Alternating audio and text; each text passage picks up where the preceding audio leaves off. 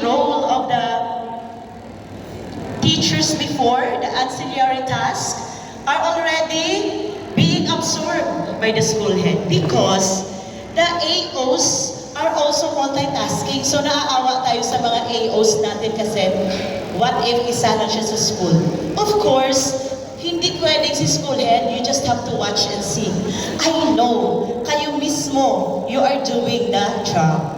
So pag may dumating na SBFP, pag si AO is to absorb in the work, ikaw na yung talagang would facilitate the transfer of the packs to the school building. Ikaw mismo yung school head, parang ikaw na rin yung utility.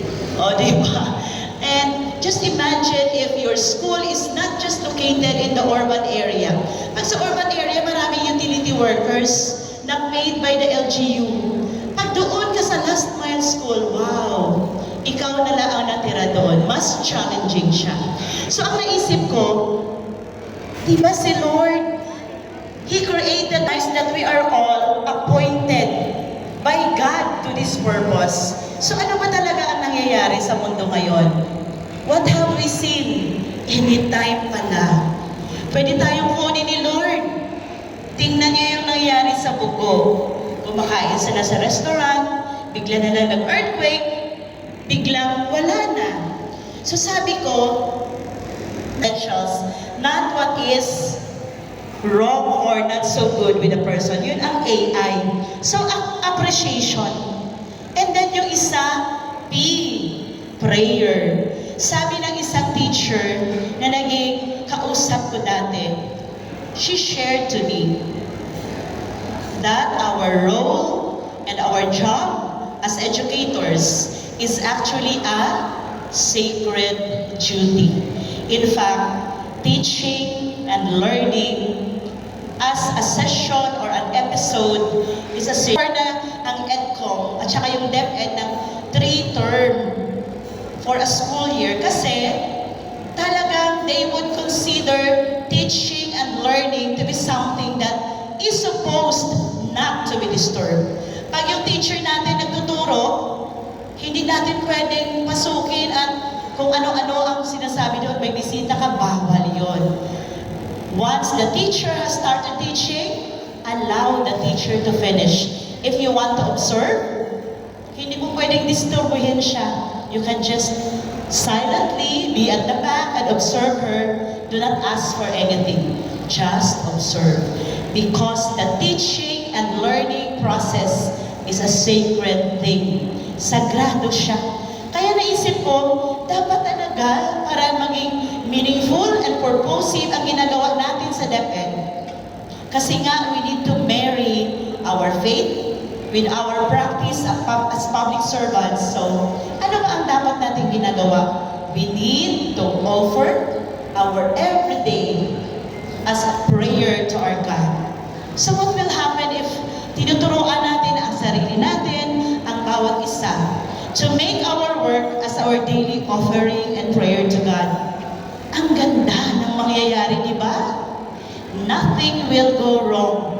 And based on my experience, naiisip mo pa lang yung tao, pumapasok na siya sa pinto mo. Sabi ko, grabe ang God. If you are directed by the divine power, best attitude, appreciation, work as our daily prayer, and empathy. And then, to make it relevant, ginawan ko ng 8 pillars under it for the governance and implementation framework for our division. Medyo maliit siya dito, so we are going to take it one by one. Ayan, lumalaki din siya.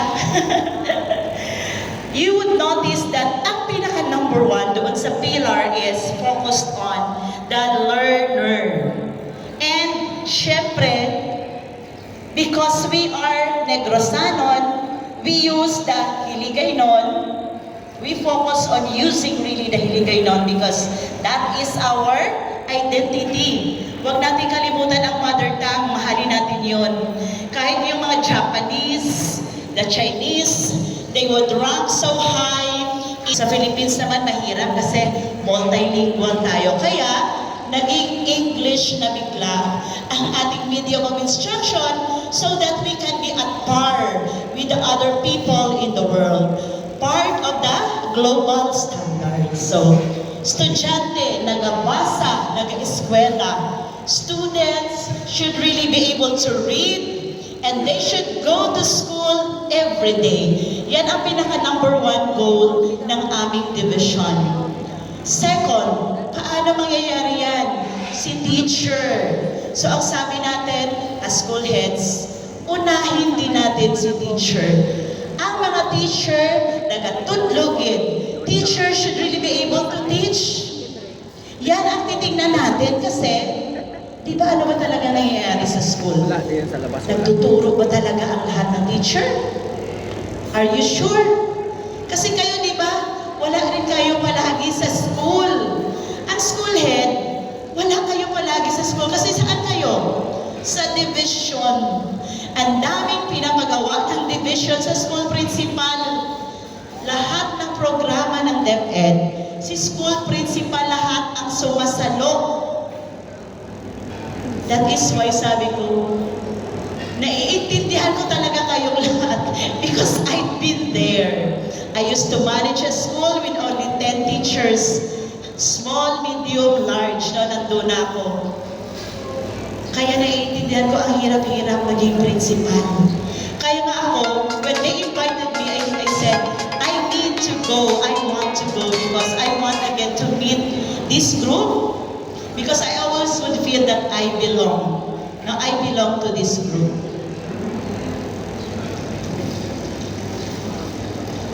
So, kaya tayo may ganito because foremost, we are trying to help ourselves.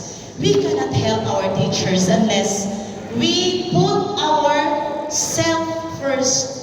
Ang priority natin bilang leader, alam nyo, si teacher ba? Hindi. Dapat sarili muna.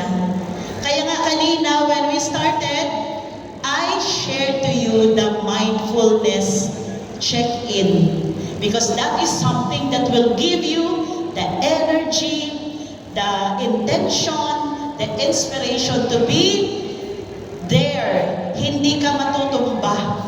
Kasi alam mo, naka-anchor ka, grounded ka, and aligned with your higher self. Ganyan dapat ang mindset ng school head na kagaya natin. So tingnan nyo kami, no, yung mga kasama ko yesterday na mga superintendents, medyo may edad na kami, pero smile pa rin, no? Kahit na maraming problema, sanay kami sa ganun. Kasi yung training namin ay ganyan. We had this training on whole brain self-mastery. Inuuna mo na yung sarili because you cannot give what you don't have. So you have to make yourself so full of competence, high skill, high will. Para pag nakita ka ng teacher mo, ano siya talaga, he could sense the energy. Papasok ka pa lang sa hall, ang aura mo ay even without talking. The people could sense your aura. I have seen that with my boss before. May boss ako noon, and anybody can enter. Pero syempre, pag may tao sa loob, aantay mo na ang iba sa labas. Pero ganun siya. Pag may pumapasok, gaganyan talaga ako kaagad. No? So, what is happening? The energy from you to that person, in that environment, the energy is just flowing freely. You are all connected. Walang nakaharap. At ang sarap sa pakiramdam. Kasi kahit body language lang, nagkakaintindihan na kayo. Tinginan lang, nagkakaintindihan na kayo. Walang maraming satsat. No, maganda. So, that's what we mean by that. Our teachers and personnel, once they are enabled, siguro, how do you enable your people? Ako, I always start with, pag pumapasok ko sa bagong organisasyon, I always start with the training on whole brain, self-mastery, mindfulness, and spirituality. Yun palagi kasi kahit ano ang training at turo mo sa mga teachers at sa mga leaders na kagaya nyo, pag hindi mabuksan ang pag-iisip, pag hindi mabuksan ang puso, pag hindi aligned ang energy ng leader sa mga tao niya, ay walang mangyayari. Ang hirap. But once you started it all with the self-mastery, ang energy ay buong-buo na konektado, aligned ang lahat, kahit nga sabi ko tinginan lang, you deliver results. So yan. And so eventually, ano mangyayari sa teachers? They will become, in Hiligaynon again, matarong. What is matarong dito sa Tagalog? Matino. Matino. Gumagawa ng tama. May katinoan. Hindi humhang, hindi baliw. Matino. Matarong. Maalam. Matalino, magaling, mahusay. Yan ang maalam. In English, competent. Maayo. Mahusay pa rin yung maayo, mabuti. Mapisan. Hindi tamad. Masipag. Yun ang sabi ko na ang teachers dapat may 4 million 4M ng teacher. Tapos ito, pag ganun ang teacher, it will radiate to the children.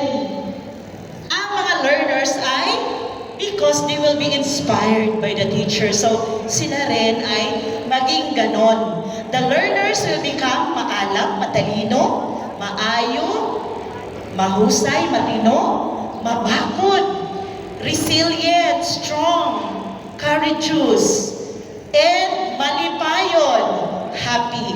That is, again, the 4M for the learners. So si teacher may 4M, ang learners ay may 4M din. Ang ikalima ay preparado kang mabakod na eskwelahan. We make our schools ready and prepared for any eventuality. So ano siya? Resilient, prepared for emergency. Next is kwarta, oras, kag propriedad sa gobyerno. We talk about resources. Ito yung pinaka-relevant ngayon. Very crucial. Kasi sabi nga hapon, ang ating MOE ay it will become 100% more. So magiging 200% na siya. Ang problema, during the panel discussion yesterday, you were talking about tama at wasto. Kasi di ba, ang hirap na sa atin because of this procurement na added task natin